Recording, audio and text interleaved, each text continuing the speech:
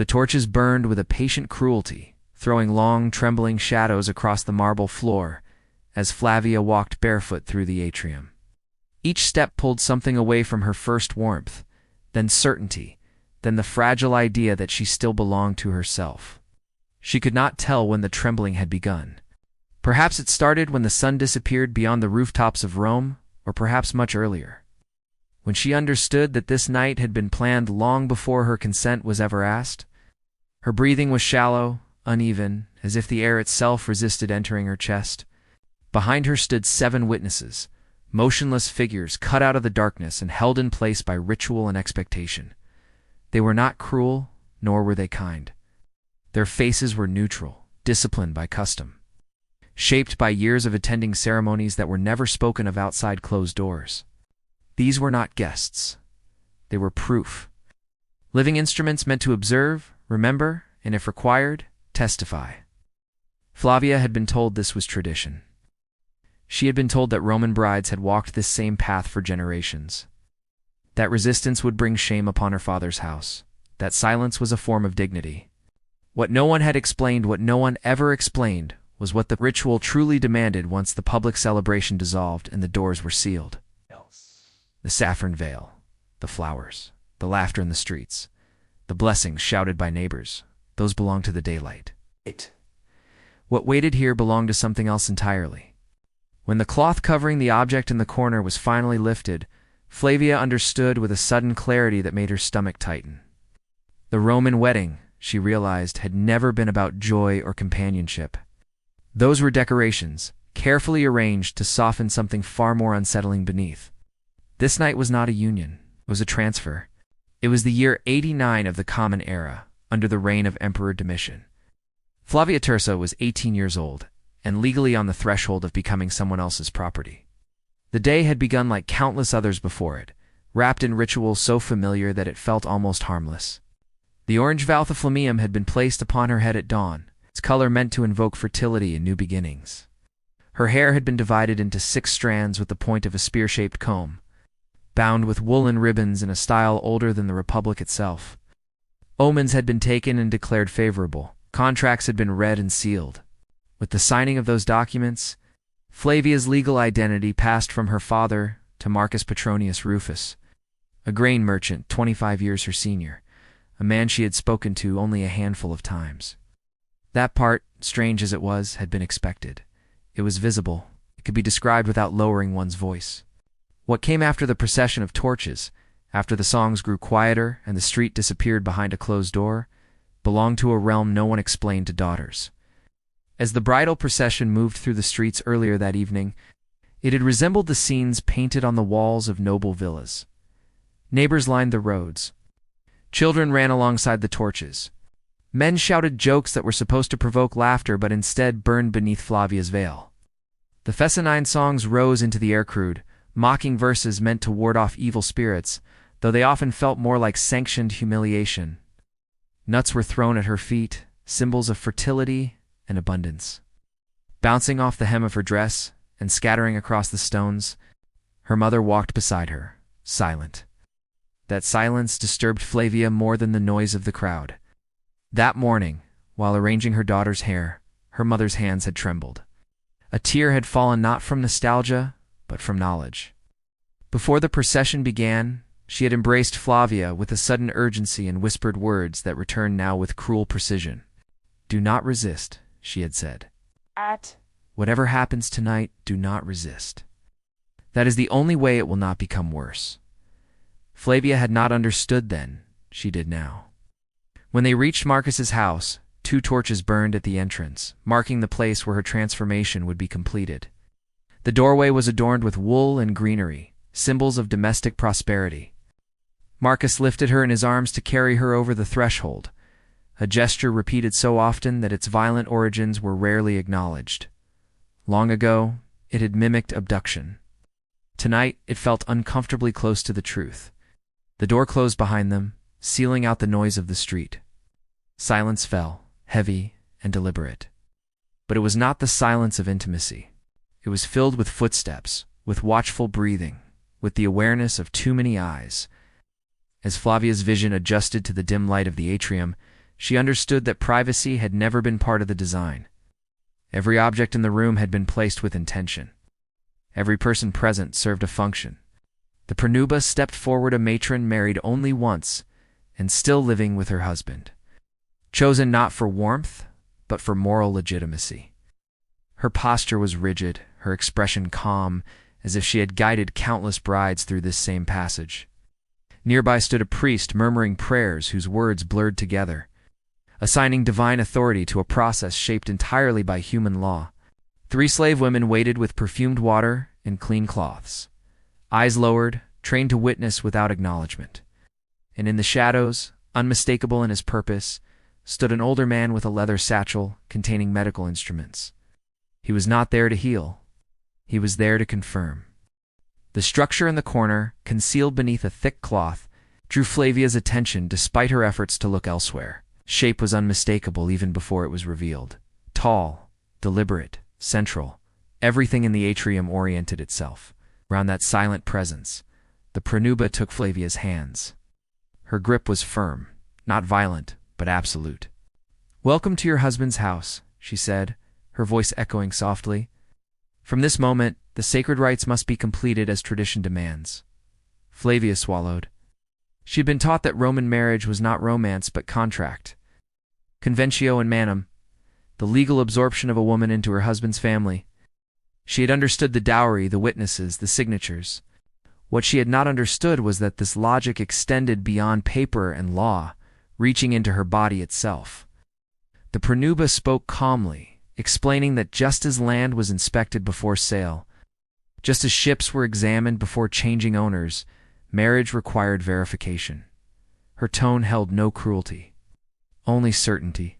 In that moment, Flavia realized she was standing inside a system far older than her fear, a structure that did not distinguish between property and person. In the eyes of the witnesses, she was not the subject of the ritual, she was the ritual. The Pranuba gestured toward the covered figure. The air seemed to grow heavier.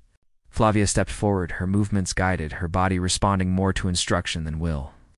When she pulled the cloth away, the room fell into a deeper silence. The figure carved from wood stood upright, polished smooth by generations of contact. It was not an amulet.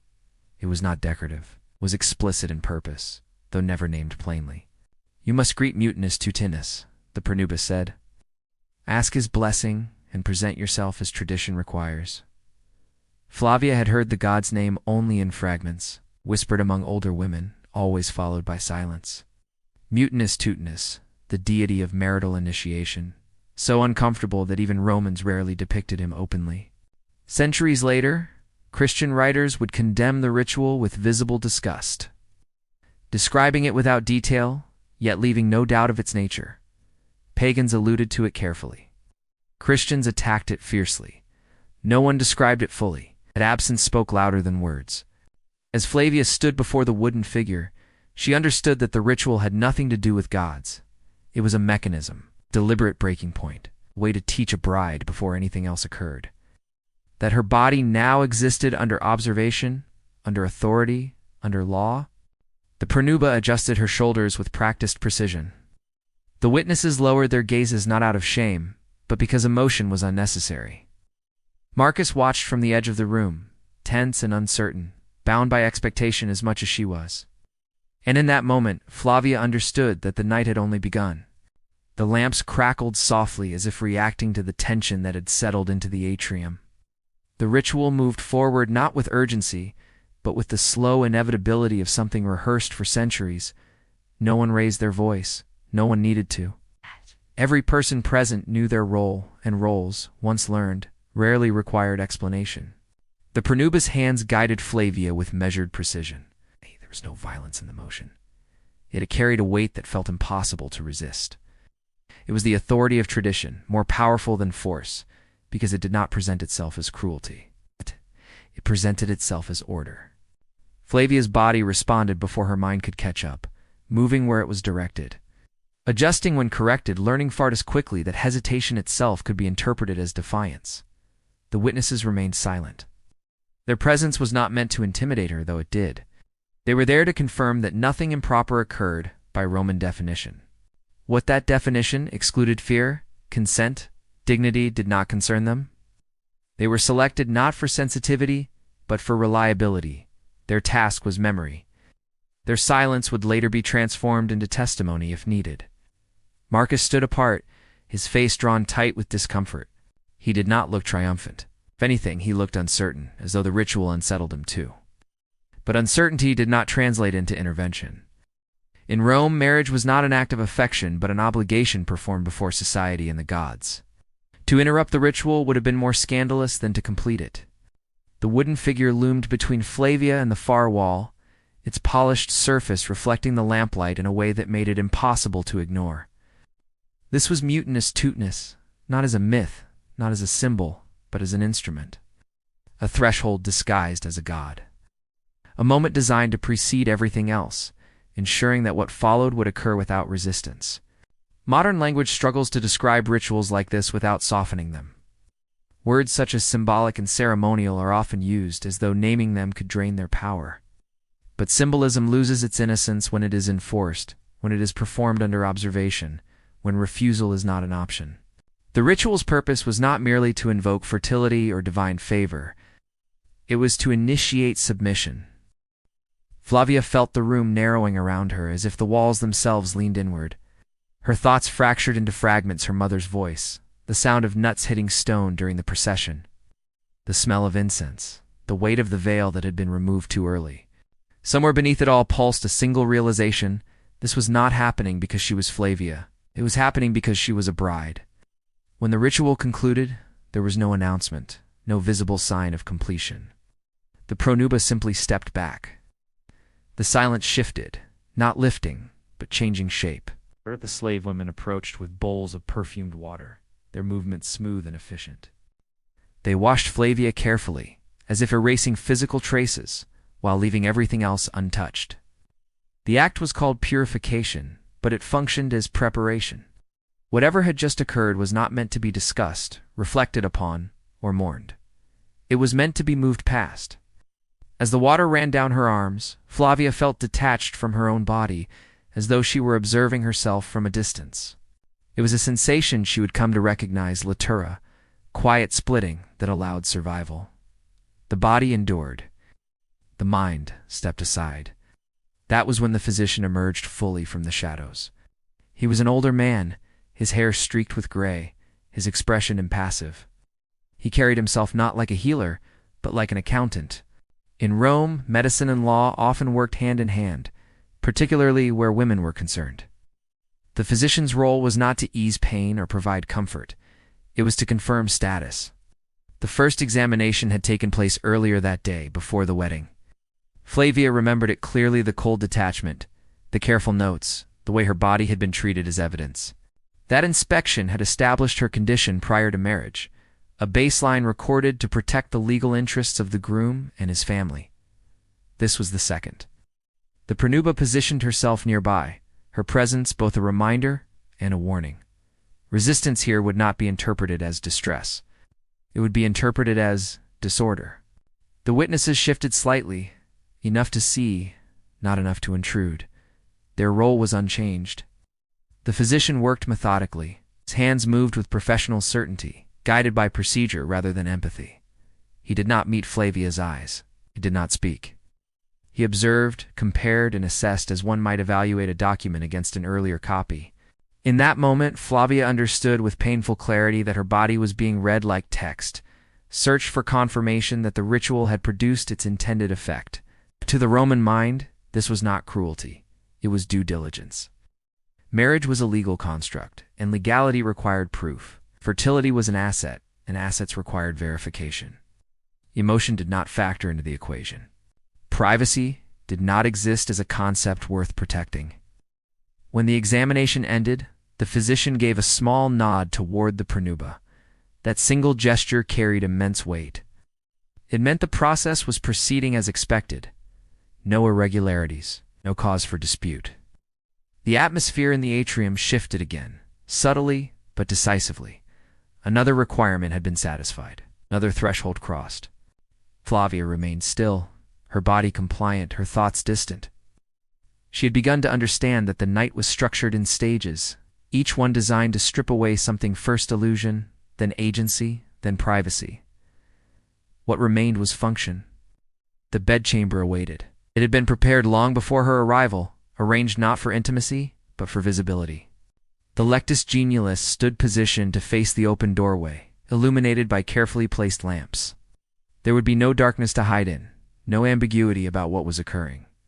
This too was tradition. The pranuba gestured for Flavia to move. The slave women retreated to the edges of the space, ready to assist if called. The witnesses repositioned themselves just outside the threshold, close enough to see and hear what mattered, distant enough to maintain the illusion of propriety. Marcus entered the chamber last. He looked at Flavia then, truly looked at her, perhaps for the first time that night. There was something in his expression, in his obligation, resignation. He was not a villain, but he was not her ally either. He was a participant in the same system, granted authority by it, confined by it in different ways. The pranuba spoke, her voice formal and emotionless. The bride is prepared. The gods have given their signs. Let the union be completed according to law and custom. Those words closed the final door. What followed was not a joining of two people, but the fulfillment of expectation. Marcus approached the bed with care that felt almost rehearsed. He was aware of the eyes beyond the doorway, of the rules governing his behavior. Roman masculinity, like Roman femininity, was subject to evaluation. He, too, was being measured. The hours stretched, heavy and indistinct. Instructions were given when necessary, brief and practical. The door remained open. Sounds carried. The witnesses remained where they were, listening not as individuals, but as functionaries. Flavia felt herself withdraw further inward, her mind folding in on itself to avoid the weight of the moment. She would later struggle to recall precise details, not because they were insignificant, but because remembering them fully would have required her to remain present in a way that felt unbearable. When the pranuba finally declared that the requirements had been met, there was no celebration, no relief, only conclusion. The physician returned once more, his final appearance of the night. The last verification was performed quickly, efficiently. Another nod, another confirmation. At that moment, Flavia ceased to be merely a bride. She became, in the eyes of the law, a wife. As the lamps dimmed and the house fell quiet, she lay still, staring into the uncertain darkness beyond the flickering light. Something inside her had fractured, not in a dramatic way, but in a manner so subtle it might never be noticed by anyone else. But she felt it, and she understood at last why her mother had wept in silence. Morning arrived without ceremony. There was no trumpet, no announcement that the night had ended, and that something irreversible had taken its place. The light simply crept into the house of Marcus Petronius Rufus, thin and pale, slipping through shutters and settling on stone floors that had already witnessed centuries of similar dawns. The lamps had burned low. Air smelled faintly of oil, incense, and something harder to name: fatigue, mixed with the residue of ritual. Flavia lay awake long before anyone came to her. Sleep had touched her only in fragments, brief and shallow, as if her body no longer trusted rest. When she finally rose, guided again by hands that expected obedience rather than conversation, she felt older in a way that had nothing to do with years. Her body moved as it was told, but her thoughts lagged behind, heavy, cautious, as though each one had to be tested before being allowed to surface. The pranuba returned in the early light to complete what tradition required next. Her demeanor had not changed. There was no acknowledgement of the night, no inquiry into Flavia's condition. The ritual did not concern itself with aftermath. It recognized only completion. Flavia was guided through the remaining gestures of her transformation, simple acts that confirmed what the witnesses and the physician had already verified. Fire and water were presented again, symbols of domestic life. A brief prayer was murmured. The lectus genialis, which had served its public purpose, was left behind as an ornamental relic of a night no one would ever describe. By mid-morning, the house began to stir with controlled normality. Slaves moved through corridors carrying water, food, and clean linens. Marcus had already dressed and left the private spaces of the house, returning to the visible world of obligation and reputation. He would receive congratulations. He would be addressed as a married man. His status had shifted in a way that would benefit him publicly. No one would ask him how the night had felt. Flavia remained behind, wrapped in garments that marked her new role. The tunic she now wore was no longer the one-piece garment of a maiden. Her hair was arranged differently, small changes subtle to an untrained eye, but unmistakable to anyone who knew how to read them. Rome spoke in symbols, and her body had become fluent overnight. Later that day came the Riposha, the second wedding feast, held in her husband's house. Friends and relatives arrived bearing gifts, laughter, and well-wishes. They spoke to Flavia with a new tone, measured, respectful, distant. She was no longer a daughter being given away, nor a bride being escorted. She was a matrona in formation, a woman whose value now lay in continuity rather than transition. She smiled when required. She inclined her head at the correct moments. She performed gratitude with care. No one noticed how her voice sounded slightly unfamiliar to her own ears, as if it belonged to someone else. In the days that followed, life settled into rhythm. Marcus proved neither cruel nor gentle. He behaved as a Roman husband was expected to behave, focused on order, lineage, reputation. Their interactions were formal, efficient, shaped by roles learned rather than chosen. The house functioned well. Slaves obeyed. Accounts were kept. Meals followed routine. To an outside observer, the marriage appeared successful. Flavia learned quickly what was expected of her. She supervised domestic matters, oversaw rituals to household gods, attended public events when required. Her body became a site of quiet anticipation, measured in cycles and omens, watched for signs of fertility. Each month that passed without conception was noted, never mentioned directly, but always felt at night. When the house grew quiet, memories surfaced without warning, not as clear images, but as sensations of tightening in the chest, a sudden awareness of being observed, the echo of instructions spoken in a calm, indifferent voice. She learned to manage these moments the way Roman women had always learned to manage them, by folding them inward, compressing them until they occupied as little space as possible. She never spoke of the night to her mother. When letters arrived from her father's house, they contained nothing but practical news. The silence between the lines was complete. It was not neglect, it was understanding. There were things that did not belong in words. Years passed. Flavia gave birth to her first child, then another, and another after that. Sons were celebrated openly. A daughter was received with measured approval. Each birth strengthened her position within the household. With every child, her authority increased. But so did the distance between who she had been and who she was allowed to remember. In public, she was admired. Other women looked to her as an example of composure and dignity. Younger brides watched her closely, learning what awaited them by observing what she did not say. When their mothers asked her for advice, she offered practical guidance: how to manage servants, how to please a husband, how to endure pregnancy. She never spoke of thresholds or witnesses or gods carved from wood. The empire changed around her. Domitian fell. New emperors rose. Laws shifted in subtle ways. Some rituals faded. Others were softened, renamed, quietly altered. But the structure remained. Marriage was still contract. Women were still transferred. Silence was still rewarded. Flavia aged into her role with a grace that surprised even her. She did not become bitter. She did not rebel. Rebellion required language, and language had never been given to her for what she had experienced. Instead, she became precise, controlled, careful. If there was anger, it lived far below the surface, buried beneath responsibility and repetition. Toward the end of her life, as Rome itself began to feel less certain, whispers of new ideas reached her ears.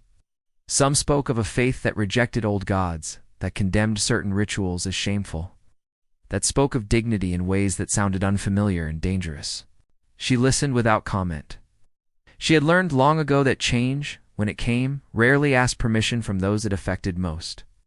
When Flavia died, she left behind no record of her thoughts, no confession, no testament beyond the children she raised and the house she maintained.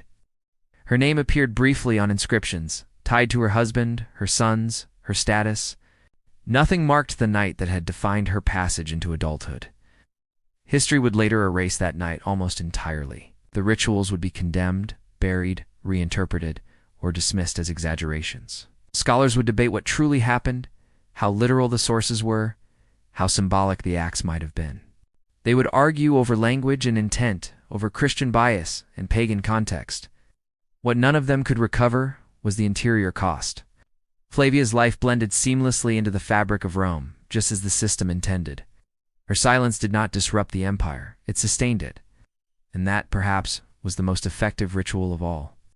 Long after Flavia's body had been laid to rest and her name folded neatly into family records, Rome itself began to change its memory. Not all at once, not openly.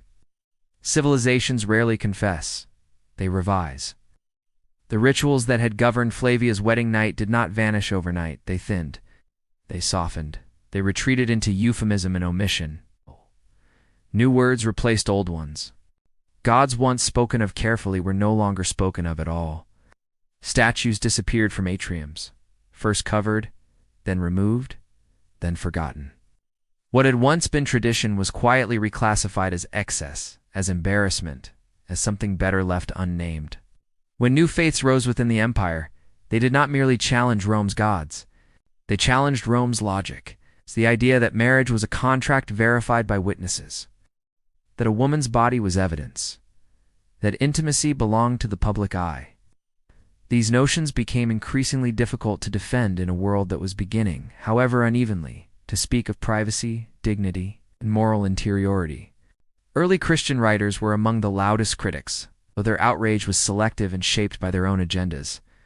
They condemned the old rites with sharp language, describing them as corrupt and obscene, yet often refusing to detail them. Their restraint was not mercy, it was discomfort. To describe too clearly was to admit how normalized those practices had once been. Better to elude, better to accuse without reconstructing. Ironically, it was these condemnations that preserved the final traces of what Rome tried to erase. Without their disgust, the rituals might have disappeared entirely, dissolved into the silence that women like Flavia had carried all their lives. Later historians, writing centuries removed, inherited fragments. A line in a legal text, a complaint in a moral treatise. It's an awkward reference in a theological argument. They pieced these together cautiously, often hesitantly, aware that every reconstruction risked projecting modern sensibilities onto ancient worlds. Some softened the interpretation, insisting on symbolism. Others leaned into shock, framing the past as barbaric to reassure the present of its own progress. Between these extremes, the lived reality vanished. Flavia's experience did not survive because it was not meant to. Roman history preserved laws, victories, buildings, names of men who ruled and conquered. It did not preserve the inner lives of women whose compliance made that world function. Their silence was not accidental, it was structural. Even as Rome fell and its institutions fractured, the pattern endured. Later societies inherited fragments of Roman marriage customs, rings, processions, threshold rituals stripped of their original force and presented as harmless tradition. What remained was aesthetic. What disappeared was coercion. Over time, the beauty of the ritual was remembered, while its violence was forgotten. This selective memory made the past easier to admire, yet the contradiction remained. The same civilization that produced sophisticated law, architecture, and political theory also perfected systems that reduced women to transferable property. Rome was not unique in this, but it was unusually successful at disguising it as order. Flavia would never know that her silence helped construct a myth, that future generations would speak of Roman weddings with admiration, citing poetry and symbolism, while ignoring the mechanisms that shaped her body and her life. She would never know that scholars would debate her world without ever hearing her voice. But something of her endured anyway. It survived in the gaps. In the discomfort scholars felt when sources refused to be explicit, in the way later writers spoke around certain practices instead of through them, in the uneasy realization that what had once been normal could no longer be defended, only obscured. Flavia's story was not exceptional. That was its most unsettling feature. She was ordinary. She complied. She endured. She lived out her years performing the role expected of her with competence and restraint. The system worked precisely because most women like her survived it without visible collapse. That survival, however, should not be mistaken for consent. If we listen carefully to history, what we hear is not the sound of rituals being celebrated, but of experiences being managed, absorbed, and buried. Rome did not fall because of these practices. It flourished alongside them.